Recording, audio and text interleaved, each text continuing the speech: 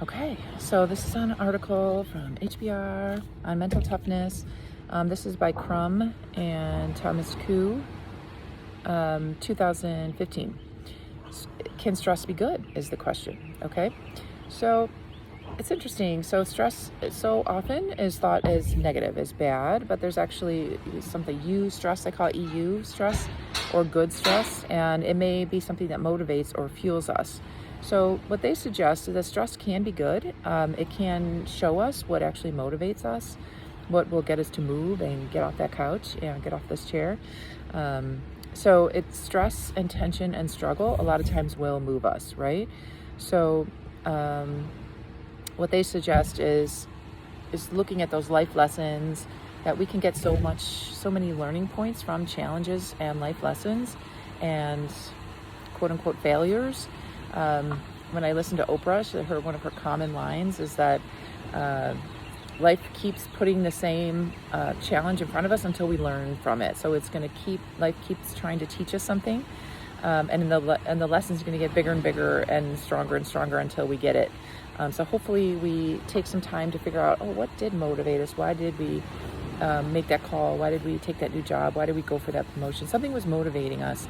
And it's important to figure out what that stress is, that maybe that tension or the struggle or stress. So they call it here that stress is a wonderful attribute because it means that we care about something. Something is important to us. So they suggest that number one, that they have 3 steps. So they said, number one, see and name your stress so that we go from being reactive to things to more deliberate. So you can see what moves you, what gets you doing something new.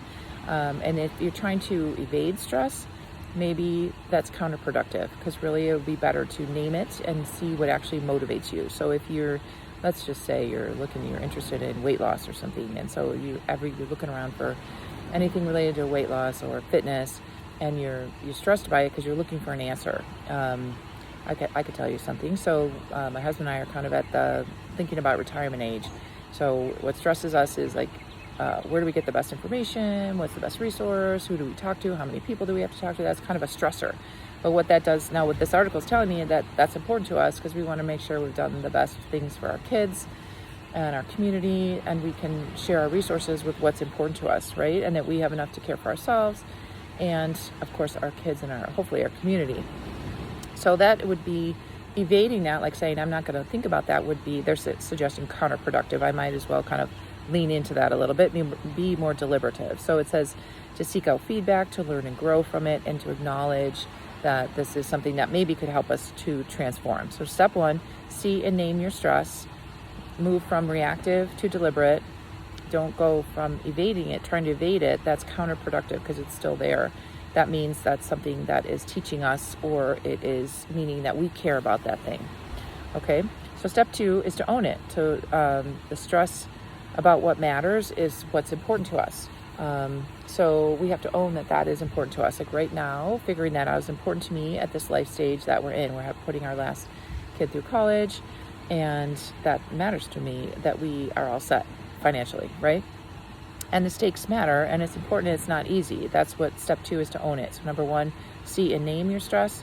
Number 2, to own it, to stress about what matters or what is important to us. Those stakes matter to us, and important is not easy.